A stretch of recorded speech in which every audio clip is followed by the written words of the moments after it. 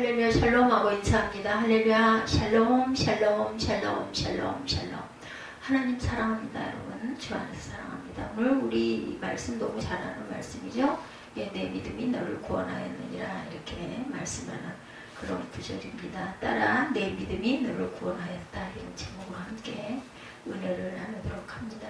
오늘 우리가 나눈 말씀은 너무 잘 아는 12년 혈루증을 앓은 여인의 이야기죠. 예, 오늘의 이야기는 본격적으로 들어가기 전에 혈루증이라는 병 이해가 필요합니다. 말을 많이 듣는데 과연 어떤 병일까? 비슷한 단어라 약간 헷갈리는 병이 있어요. 혈우병, 그죠? 들어보셨을 거예요. 이 질병은 성경에 나오는 혈루증과는 다른 병이에요. 혈우병인 경우에 태어날 때부터 몸에 피를 굳게 해주는 성분이 없이 태어나는 아이들, 이런 경우는 혈우병. 보통은 상처가 나거나 코피가 나거나 이런 것들이 얼른 멎지를 않아가지고 잘못하면 피를 너무 쏟아가지고 계속 피가 흐르니까 그래서 문제가 되는 그러한 질병이고, 혈우병에 걸리면 피가 멈추지 않고 계속 그렇게 흐른다고 합니다. 작은 상처만 나도 위험해져서 병원에 가서 수혈을 받지 않으면 생명이 위험해질 수도 있는 이 병도 아주 대단하게 문제가 있는 병이죠. 성경이나 혈루증이라는 병은 다른 병입니다. 여성이 자궁에 문제가 생겨서 시도 때도 없이 불규칙적으로 하혈을 하는 병. 얼마나 힘들고 그 시대에 정말 불편했겠어요. 그죠? 당시 의학기술로는 이 문제를 해결하기가 아마 쉽지 않았을 것이고, 무엇보다도 이 병은 단순히 생활의 불편함을 가져오는 걸 넘어서 좀 더 심각한 부작용들이 있었던 거죠. 당시 유대교에서는 피를 흘리는 것에 대해 무척이나 부정하게 여겼어요. 피가 사실은 굉장히 중요한 것이기도 한데 그 흘리는 부분에 대해서는 부정하게 여겼습니다. 어떤 이유에서든지 몸에서 피를 흘렸다든가 피가 묻은 것은 부정한 사고, 그 사람으로 취급이 되어서 피를 깨끗하게 하고 나서도 7일 동안은 예배도 드릴 수가 없었다고 합니다. 또한 그동안은 공동체 안에도 들어올 수가 없고 가정생활도 할 수가 없었다고 해요. 그 사람은 어떻게 해야 될까? 격리를 해야 된다는 얘기인데, 몸에서 피가 나는 동안은 만져서도 안 되고 앉은 자리, 누운 자리도 부정하게 여겨서 따로 12년을 그런 상태가 이렇게 이 여인이 계속되어 있다면 도대체 이 여인은 어떻게 생활을 했을까? 혼자 살아야 되겠죠? 혈루증은 무척이나 그래서 외로운 병이다 라고도 합니다. 이 병에 걸린 사람은 만져서는 안 되는 존재, 사람들 앞에 가까이 가서도 안 되는 존재예요. 이 여인은 12년 동안 세상에서 자기 존재가 거부당합니다. 세상이 이 여인을 부정한 여인이라고 낙인을 찍었고 존재 자체가 부정당했던 그러한 그 사람이죠. 자신의 잘못이 아니었고, 아프고 싶어서 아픈 사람은 세상에 없어요. 누가 아프고 싶겠어요. 그죠? 그런데 자신의 존재가 이 세상에 부정당합니다. 이렇게 억울한 일이 어디 있을까? 세상에 피가 없는 사람이 어디 있어요? 몸속이 70%가 피로, 물로 이루어져 있는데 구약 율법은 피를 생명의 근원이라고 보고 있고, 사실 피가 생명의 근원이죠. 그래서 동물을 먹을 때도 피는 먹어서는 안 된다. 그래서 이 부분 때문에 제가 고기를 요즘은 씻어요. 왜냐면 고기도 얼어있는 상태에서 녹으면요 핏물이 많이 고여있고, 도축을 할 때도 그렇고 우리가 정육점에서 고기를 살 때도 그렇고 얼어있는 고기들을 우리는 그냥 신선하다라고 사오기도 하는데 사실은 냉장 고기들이 좋은 거죠. 왜냐하면 얼은 거는 물이 돼가지고 녹인 그 물의 무게가 아주 상당하더라고요. 그래서 얼었다 녹은 거 보면은 좀 줄어 있어요, 양이. 그래서 아마 그쪽에 일을 하시는 분들은 얼려가지고 파는 데서 좀 이익이 조금 더 생기지 않을까 하는 생각이 듭니다. 그래서 꼭 씻습니다. 고기 씻으면 맛없다 그래도 예전에 그렇게 안 했는데 이 부분들이 자꾸 마음에 걸려가지고 고기를 씻습니다. 그렇게 피가 나오더라고요. 피를 함부로 흘리는 것 조차 금기가 되어 있던 그때였어요. 전쟁에서든지 일상생활이든지 피를 흘리는 것은 생명에 관계된 일이기 때문에 금기가 되었다. 전쟁으로 인하여 상처를 입어서 그 상처에서 피가 많이 흘러도 사람이 죽기도 하잖아요. 그죠? 아주 중요한 것이기도 하는데 구약에서는 이 피를 굉장히 부정하게 금기가 강해지다 보니까 나중에는 부정한 것으로 되었던 거죠. 생명의 근원, 가장 귀하고 소중한 존재가 이제는 가장 부정한 것이 되었습니다. 오늘 본문에 무려 12년 동안 혈루증을 앓은 여인이 등장하죠. 25, 6절에 12해 동안 혈루증을 앓아온 여자가 있었어요. 여러 의사에게 보이면서 고생도 많이 하고 재산도 다 없어서 아무 효력이 없었고 상태는 더욱 악화가 되죠. 예, 중히 여겼던 차에 예수의 소문을 듣고 무리 가운데 끼어 뒤로 와서 그의 옷에 손을 대니 이는 내가 그의 옷에만 손을 대어도 구원을 받으리라 생각함일러라. 아마 저 같아도 그랬을 것 같아요.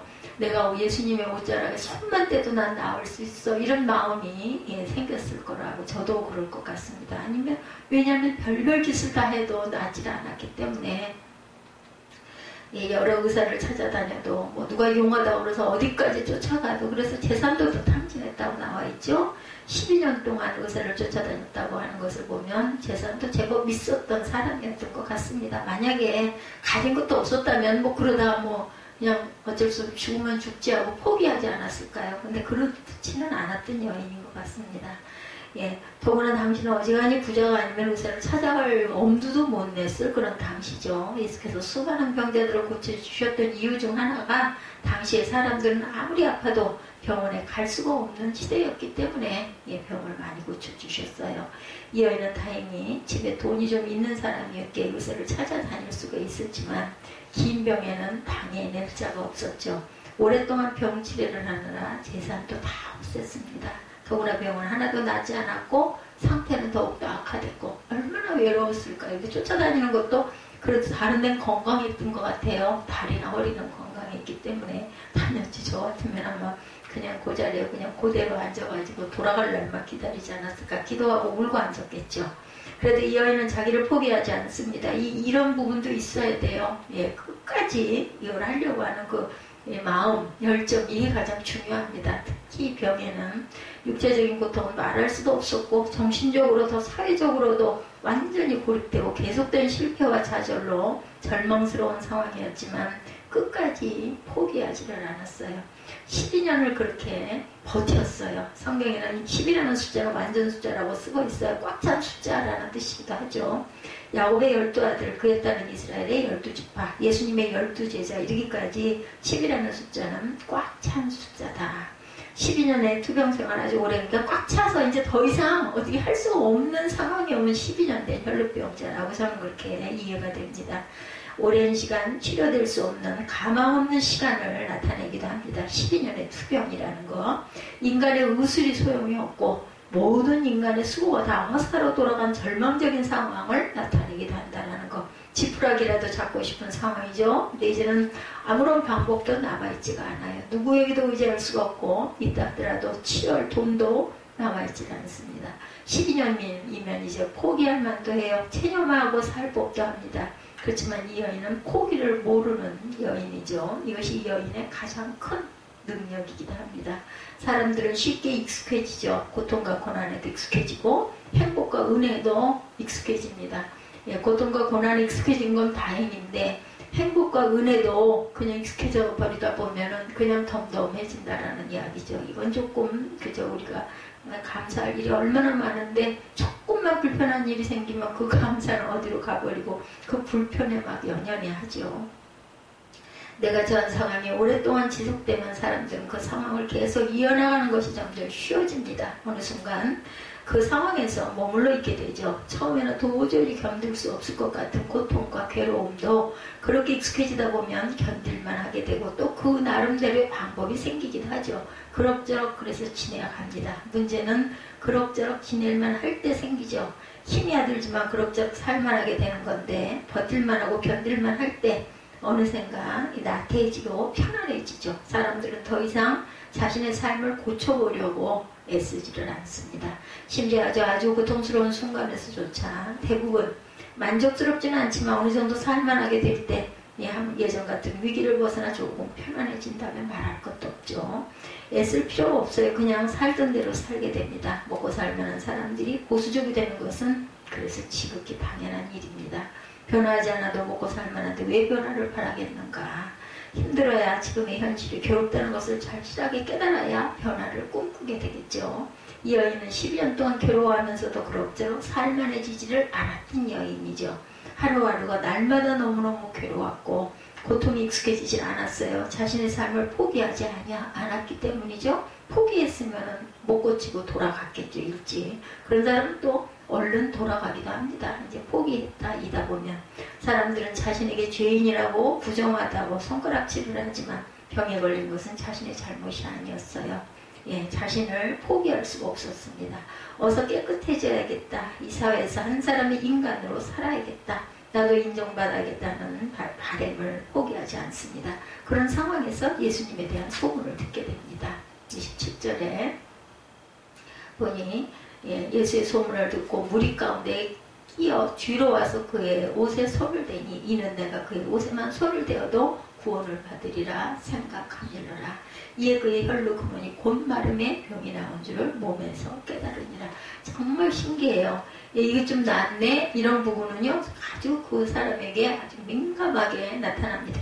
조금만 나아져도 예수님에 대한 이야기는 소문으로만 들어도 엄청났어요. 앞을 보지 못하는 사람이 눈을 떴다. 그때로는 정말 지금은 뭐 수술도 있고 돈만 있으면 웬만한 건 다 오지지만 그때는 그냥 끝이잖아요. 그 상황에서 기가 막혔겠죠. 듣지 못하는 사람이 듣게 되었다. 걷지 못하는 사람이 벌떡 일어나 걸었다. 침상을 들고 나왔다. 이 소문이 오직 났겠느냐고요. 중풍병자가 일어나고 귀신 들린 사람이 귀신을 쫓아내서 제정신이 돌아오고 나병 환자들이 깨끗하게 된다라는 소문, 수많은 병자들이 예수께 고침을 받았다는 소문을 듣게 되자 새로운 희망이 생겼어요. 이 여인에게도. 희망을 가지고 예수님의 바로 앞까지 얼마나 애를 써서 갔을까요? 그 앞에까지. 이 여인은 예수님 앞에 나설 용기는 내지를 못합니다. 자신이 혈류증에 걸렸기 때문에 누구 앞에 나가서도 안 되고 누구 옷을 붙잡아서도 안 된다라는 거, 자기를 완전히 벌레처럼 바라본다라는 그 마음 때문에 예수님의 근처에 가지 못하고 얼마나 또 자기 모습을 감췄겠어요. 그죠? 뭐 얼굴도 못 들었을 것 같아요. 자신이 혈류병에 걸렸다는 사실을 알릴 수도 없었습니다. 여인으로서 부끄러운 이야기이기도 하지만 자신의 부정한 존재임을 드러난다면 주변 사람들이 얼마나 이 여자를 그저 멸시하고 멀리 가라고 아마 그냥 고래고래 소리를 질렀겠죠. 거룩하신 예수님이 자신을 만져주시기만 한다면 예수님이 또한 부정해질 텐데 그것도 어떻게 할 수가 없어요. 거기서 그런데도 포기하지 못하죠. 이 여인은 예수님의 옷에 손을 살짝 댑니다. 살며시 옷에 손을 대기만 했어요. 예수님 옷에 손을 대면서 이 여인은 속으로 내가 옷에 손을 대기만 해도 낫게 될 것이다 라는 기대를 하죠. 이 말씀을 개역 성경에서는 내가 그의 옷에만 손을 대어도 구원을 받으리라 이렇게 생각했다라고 쓰여 있습니다. 단순히 한번 그렇게 생각해 본 것이 아니고 히브리어에는 특이한 시제가 있는데 미완료 시제라는 시제가 있습니다. 이 말은 한 번의 행동으로 완전히 끝나는 것이 아니고 반복. 그죠? 미완료 시제. 쉽게 말해서 이 여인은 내가 예수님 옷에 손을 대기만 해도 구원을 받을 것이라고 낫게 될 것이라고 계속 반복해서 기도한 거죠. 그 말하자면 계속 반복해서 되뇌었다라는 거죠. 얼마나 간절한 마음으로 예수님의 옷자락을 만졌는지 알 수 있는 대목. 이것은 거꾸로 우리가 이해해서 얘기한다면 계속 기도했다는 거예요. 간절하게 그죠? 구했다라는 거죠. 옷자락에 내가 손만 대도 내가 나을 텐데 이 마음이 얼마나 컸으면 죽을 길을 쓰고 쫓아갔던 거죠. 근데 이 여인은 예수님이 자신에게 뭔가 해주기를 바라지 않았어요. 예수님의 존재 자체가 자신에게 유일한 희망이었습니다. 내가 손만 살짝만 대도 난 나을 거야. 이런 뭐라 그래야 되나 눈앞에 그렸을 겁니다. 내가 예수님을 만나서 반드시 내가 손 끝만 대도 나는 나을 거야. 이런 아주 간절한 소망. 예수님의 자신에게 안수를 하거나 기도를 하거나 어떤 특별한 기적을 베풀어주기를 원한 것이 아니에요. 감히 그건 바라지도 않아. 내가 예수님 앞에 무엇을 해야 할까를 생각합니다. 그렇다고 자신의 행동이 정성스럽고 대단한 무언가를 해서 구원을 얻을 거라 생각하지도 않았어요. 이미 안 해본 일이 없이 다 해본 여인이었기 때문에 자기가 뭘 해서 구원을 얻을 수 없다는 것은 아마 수없는 시행착오를 통해서 깨달았을 거예요. 자신이 예수님께 손을 댄다는 것은 예수님을 부정하게 만드는 일이 될 수 있는 일이에요. 그러나 그에게는 믿음이 있었어요. 예수께 손을 대었을 때 예수님이 부정하게 되는 것이 아니라 내가 깨끗하게 될 거야. 예수님은 절대로 그런 내 어떤 그런 걸로 인하여 잘못되시진 않을 거야. 이런 믿음. 29절부터 보면 이에 그 혈로 보느니 곧 마름에 병이 나온 줄을 몸에서 깨달으니라. 예수께서 그 능력이 자기에게서 나간 줄을 곧 스스로 하시고 무리 가운데 돌이켜 말씀하시되 누가 내 옷에 손을 대었느냐 하시니 제자들이 여짜오되 무리가 에워싸 미는 것을 보시며 누가 내게 손을 대었느냐 물으시니까 하되 예수께서 이 일 행한 여자를 보려고 둘러보시니 여자가 자기에게 이루어진 일을 알고 두려워하며 떨며 와서 그 앞에 엎드려 모든 사실을 여쭈니 예수께서 이르시되 딸아 내 믿음이 너를 구원하였으니 평안히 가라 내 병에서 놓여 건강할지어다. 이렇게 중간에 이 일이 일어나요. 그죠? 그리고 나서 회당장의 집에서 사람들이 와서 회당장에게 이르되 당신의 딸이 죽었나이다. 어찌하여 선생을 더 괴롭게 하나이까. 예수께서 그 하는 말을 곁에서 들으시고 회당장에게 이르시되 두려워하지 말고 믿기만 하라 하시고 베드로와 야고보와 형제 요한 외에 아무도 따라옴을 허락하지 아니하시고 회당장의 집에 함께 가서 떠드는 곳과 사람들이 울며 심히 통곡함을 보시고 들어가서 그들에게 이르시되 너희가 어찌하여 떠들며 우느냐. 이 아이가 죽은 것이 아니라 잔다 하시니 그들이 비웃더라. 예수께서 그들을 다 내오신 후에 아이의 부모와 또 자기와 함께한 자들을 데리시고 아이 있는 곳에 들어가서 그 아이의 손을 잡고 이르시되 달리다곰 하시니 번역하며 곧 내가 네게 말하느니 소녀야 일어나라 하십니다. 소녀가 곧 일어나 걸으니 나이가 12살이라 사람들이 곧 크게 놀라거늘 예수께서 이 일을 아무도 알지 못하게 하라고 그들을 많이 경계하시고 이에 소녀에게 먹을 것을 주라 하시니라. 이렇게 43절까지 내용 우리가 쭉 읽었어요. 5장 말씀을 이렇게 또 한번 우리가 읽어보죠. 이 중간에서 끊을 수가 없잖아요. 읽다 보면 정말 그런 부분이 너무나 감사합니다. 예수께서 정확하게는 예수님의 옷에 손을 대는 순간 즉시입니다. 출혈의 근원이 마름을 느끼는 거죠. 내 그 옷자락을 만짐으로 인하여 나았구나 이걸 느끼신 거죠. 옷을 만졌음에도 예수님을 직접 만진 것이 아니라 옷을 만졌음에도 여인은 자신의 병이 고쳐졌음을 느꼈고 예수님은 자신에게서 능력이 나간 것을 느끼게 됩니다. 서로 알아차린 거죠. 터치가 된 것입니다. 이 여인은 예수님의 옷을 만진 것이 아니라 예수님의 존재를 자신의 몸으로 직접 경험한 것이죠. 살아계신 하나님의 아들 그 예수님을 자신의 마음과 몸으로 믿음으로 절절하게 느낍니다. 단순히 출혈의 근원이 많은 것을 넘어서 자신이 이제 정결케 되었음을 더 이상 부정하고 더러운 여인이 아니라는 것을 예수님의 옷을 만진 순간 느꼈다는 거죠. 예수님을 만난다는 것이 바로 그런 것입니다. 몸만 건강해진 게 아니라 이 여인은 영적으로 그죠? 다른 구원의 영이 임한 거죠. 존귀한 자가 된 것입니다. 예수님 주변에 수많은 무리들에 둘러싸여 있었어요. 그렇지만 그들은 예수님 곁에 서 있었을 뿐이고 그 중에 진정 예수님을 만난 사람은 이 여인뿐이라는 것. 이 여인은 예수님의 옷자락을 만졌을 뿐이지만 그 만남은 옷깃이 스치는 가벼운 만남이 아니었다라고. 왜냐하면 간절함이 있었잖아요. 내가 이분의 옷깃을 내가 꼭 만져야 나는 살아. 이 간절함, 이 기도 이게 있어야 우리가 구원이 되고 변화가 된다는 거죠. 이 순간의 만남으로 이 여인은 자신을 지긋지긋하게 10년 동안 괴롭히던 삶의 문제에서 구원을 받습니다. 더 이상 이 여인은 더러운 여인이 아니었죠. 출혈의 근원이 말랐다는 말은 병의 근원, 부정함의 근원으로부터 치료되었다는 말이죠. 잠깐의 증상이 사라지거나 잠깐 괜찮아진 것이 아니죠. 존재가 바뀌었어요. 예수를 만남으로 새 사람이 된 겁니다. 보라, 이제는 새 것이 되었도다. 부정하고 더럽다고 손가락질 받던 존재에서 하나님의 존귀한 자녀의 존재가 돼버린 거죠. 만남은 일방적인 것이 아닙니다. 만남이라는 거, 그죠? 이 여인이 예수님을 만났다고 했을 때 혼자서 예수님을 바라본 게 아니라는 것이죠. 스파크가 뛰었어요. 스파크 옷깃을 스치는 순간 스파크가 딱 플러스 마이너스가 하나가 된 거죠. 이 여인이 예수를 만났다고 했을 때 혼자 바라본 게 아니고 이 여인이 자신의 온 마음을 다해 온 믿음을 다해 예수님을 바라보고 간절하게 그 옷자락을 만졌을 때 예수님은 자신의 능력이 빠져나갔음을 느꼈다. 예수님도 역시 그 순간 여인에게 마음을 쏟게 됩니다. 예수님을 향한 그토록 절절하게 간절하게 혼신의 힘을 다해 다가오는 그 마음을 어찌 모르실 수가 있었겠습니까? 예수님께서는 이 여인의 간절한 마음을 알아차리셨고 예수님 그토록 뜨거운 믿음의 마음을 또한 아십니다. 그렇게 예수님과 이 여인이 제대로 만나자 진정으로 놀라운 일이 일어나죠. 병이 고쳐졌어요. 이 만남을 견우와 직녀의 만남과 같은 만남이라고 생각을 하죠. 예수님은 우리들을 향한 간절한 마음을 가지고 이 땅에 오셨고 우리를 향한 뜨거운 사랑으로 죽음도 감당하기로 작정하고 우리를 향해 마음을 여신 분이십니다. 수많은 무리들 앞에서 그 사랑을 토해내죠. 근데 아무도 그 사랑을 알아차리지를 못해요. 그때 한 여인이 예수를 향해 자신의 모든 존재를 다해 다가옵니다. 죽으면 죽으리라 라는 마음으로 옷자락을 만진 것이 아니라 예수님의 마음을 터치한 것입니다. 그렇게 만남으로 기적이 일어나죠. 예수님의 간절함과 여인의 간절함이 만나 기적은 일어난 거죠.